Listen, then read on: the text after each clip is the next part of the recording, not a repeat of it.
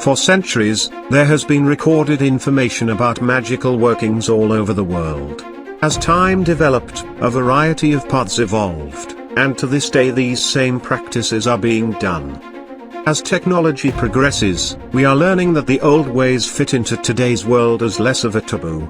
With this being said, on October 31, 2020, a ritual was performed at this very location. This ritual was tested and analyzed by the SOTG of the Mudu effect. We discovered specific frequencies, time distortions, electromagnetic interference and more.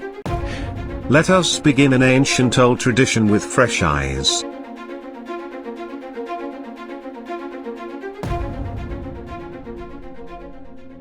A standard magical circle is composed of directional quarters, a physical boundary that is usually 9 feet or more, and a central altar.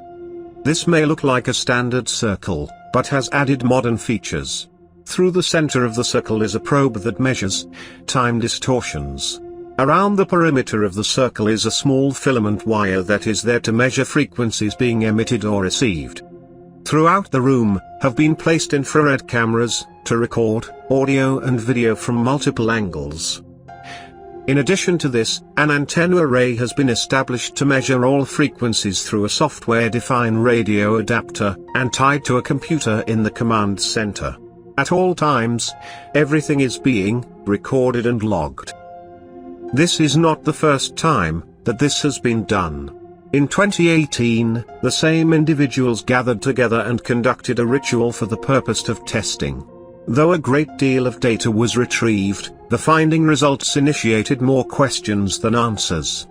In 2019, another ritual was done, but on a smaller scale. This particular one was designed around getting a new focused direction in this particular study of the supernatural. As a whole, this particular ritual dates back to the late 80s. The only difference is that now we can test and gather information.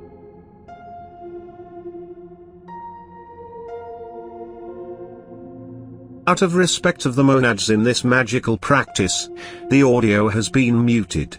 The belief is that the practice itself, when kept secret, keeps the energy contained and undiluted. Though, this camera was able to catch the video, as the East Quarter was called, the East camera quit recording. The interesting part is that, even though the East camera quit recording, it never lost connection and in the command center continued to show strong connectivity. Look at the different perspectives from the two camera angles. Even though this camera shows continued recording, it actually emitted the actual calling of the East.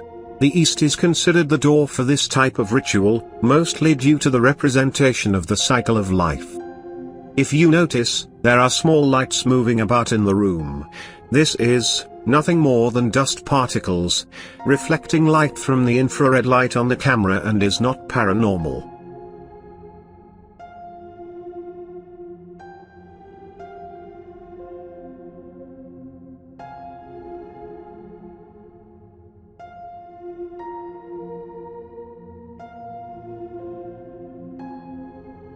All 4 quarters must be called, in this setting. Not only for protection, but also out of respect. East, South, West, and North are individually called while another practitioner draws the circle. Once completed, the East is revisited to seal the circle.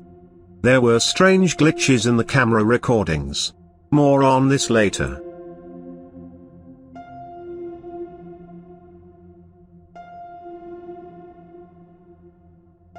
Once all quarters are called, the center practitioner will begin to draw energy down, while the others in the quarters will focus their energy, and begin a sync process. Between the East and the South, you will see an additional person. This is the position of a scribe.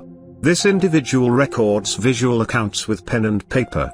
They are also to record any sensations that may be felt, that they cannot explain. In the center, there is a wooden box that contains multiple crystals. These crystals are called keys, and ensure the closing of the core of energies that are concentrated in the circle.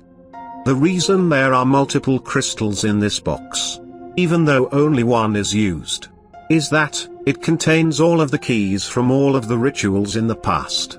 Over time, the keys become discolored, almost as if they were exposed to high levels of electricity.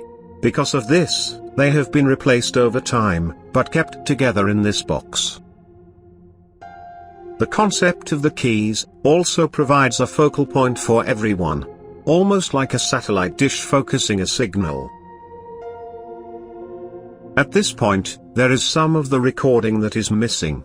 This is also the point where we actually was able to measure, not only time distortions, but also a type of sync frequency being emitted from the circle itself. This frequency was at 41 Hz, which is exhibited in brainwave activity when the gamma state is achieved.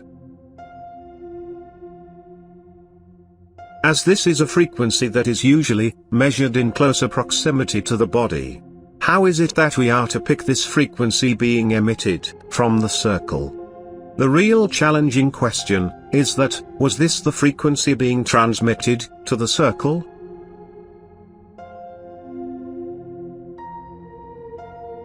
There was a level of discomfort in the center, as the actual temperature physically felt a great deal warmer. Even though the heater was off, and no vents were blowing, the center felt as though he was under a heat lamp. This type of energy calling and control is a strain on the body. Physically, this has the possibility to induce pain, disorientation, and even loss of consciousness.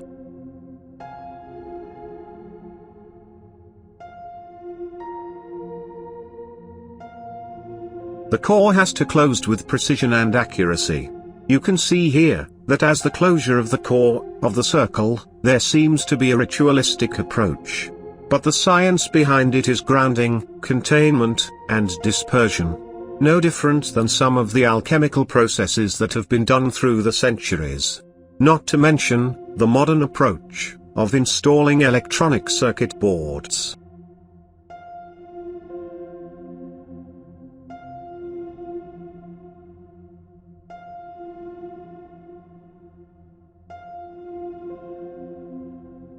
As the quarters prepare to close, incense is burned to signify the closing of the core. Incense smoke acts as a conductor, and carries the remaining center energy away, while ritualistically blessing the circle.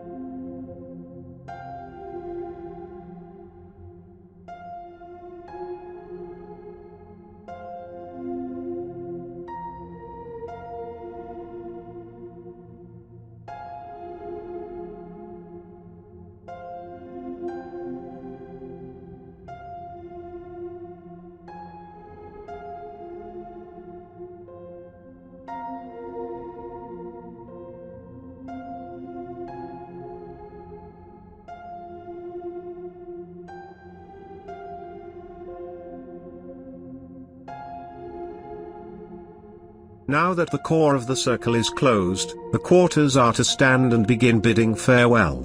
As before, this is out of respect, but also to disperse remaining energies, and helps the quarter practitioners to ground. Before, the calling of the quarters was done in a clockwise fashion. In order to unwind the energies, the closing is done through a counterclockwise fashion. East, north, west, south, and then back to east. At this point the center practitioner will bid the final farewell and close out the circle, and announce the completion of the ritual.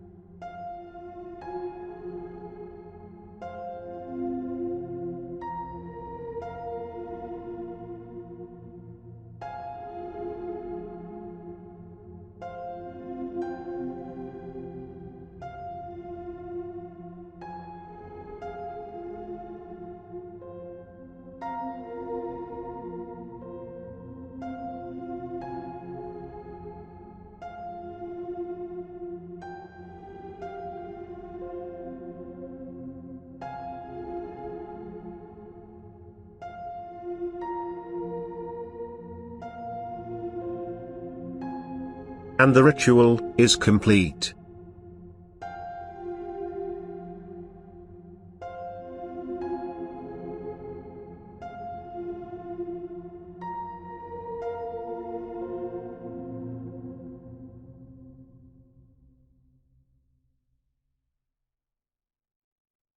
Now that the ritual is complete, we must now look at the process of collecting data, and the data itself. And, most of all, the questions that have evolved from this. The camera that quit recording in the east.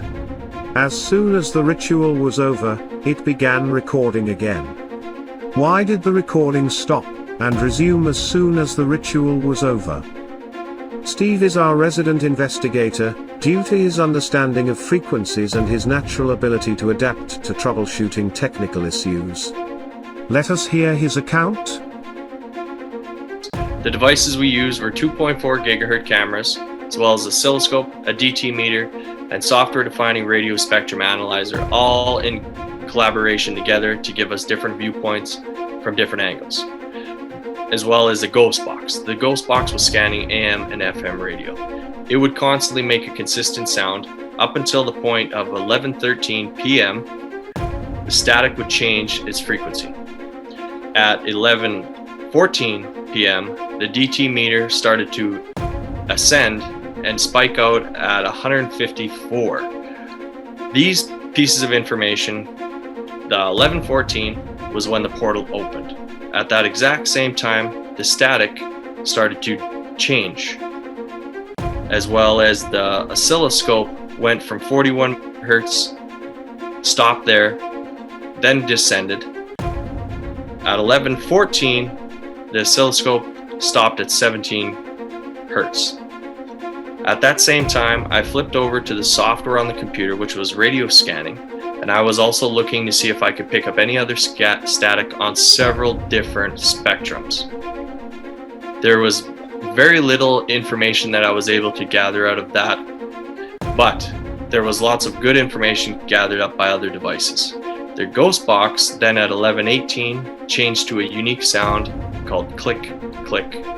That was unique. At that time, I noticed that the DT meter then spiked again.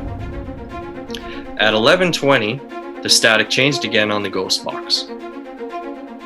At that same time, the oscilloscope changed lower down to 10 Hertz. At 11:22, the DT meter spiked out at 154. That was the highest it reached that whole portal opening. That was when Matt picked up the keys. Around the same time, the static then changed again. When the cameras froze, I quickly moved over to the radio spectrum analyzer on the computer, quickly flipped over to 2.4 gigahertz, and there was nothing there. Everything traveling within that band should have been obstruction free. That is another question that we turned to ourselves and asked, why did the cameras freeze? That's up to you to decide. In past rituals, the most common interference was from electromagnetic waves being transmitted from the circle. The electromagnetic wave patterns that have been detected are emitted in the plasma electromagnetic range, whether this is a solitaire working or done in groups. This electromagnetic pattern is the same that is found in the lower ionosphere of the Earth. It seems that, in larger groups, that there is a convergence of plasma electromagnetic fields, rather than a constant emission. This is a recording of that field being emitted.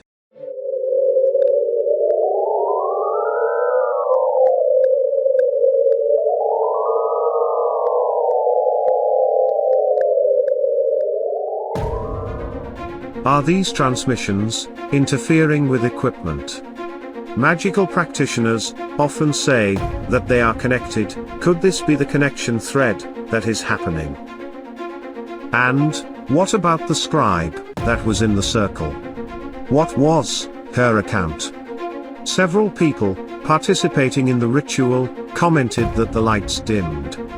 Yet, no camera recorded any light variations. Let us hear from Chris and get her perspective as a scribe in the ritual. My experience during the ritual was a little bit different from the first ritual I was a part of. The first one, we had a lot of outside, like outdoor elements, wind, snow, cold temperatures. Inside, it was room temperature. It was normal temperature. You weren't freezing, you weren't too hot. You were very content at the very beginning. A little nervous because it's something exciting going on. At the beginning, you could hear everybody taking very deep breaths. You could hear it very clearly. And gradually, you couldn't hear anything. Something I noticed as well was the light. The lights above us were actually dimming. They dimmed. Not once, but twice. A few minutes in between, I would say. It was very noticeable to me as I was trying to do my part to focus and pay attention to the surroundings without moving too much and causing any kind of disturbance or sound. The dimming, though, was very noticeable to me, and at the very end of the portal opening, I noticed that it was very bright. It was like the lights were turned back on again. Something else that I noticed at the end was that I was very cold. I was exhausted feeling. My hands were very cold, and I felt like my back was very tight. So during that time, I must have been very tense, trying to focus all of my energy that I could, even as a scriber, to just be a part of it and, focus my energy in the right places that I could. So, we have time distortions, frequency variations, visual perceptive anomalies, and physical muscular effects. The connection between the body, the mind, and our environment seems to more and more clear. That, not only, our consciousness and our physical body have the ability to manipulate frequencies. We often go about our lives not realizing these variations are happening around us. The SOTG plan to do further testing in the field of time, timing, frequency variations, and the field energy generated by the solitaire or group practitioners. They do this to better understand, in a controlled environment, the many paranormal theories that are out there. Always looking for the unseen.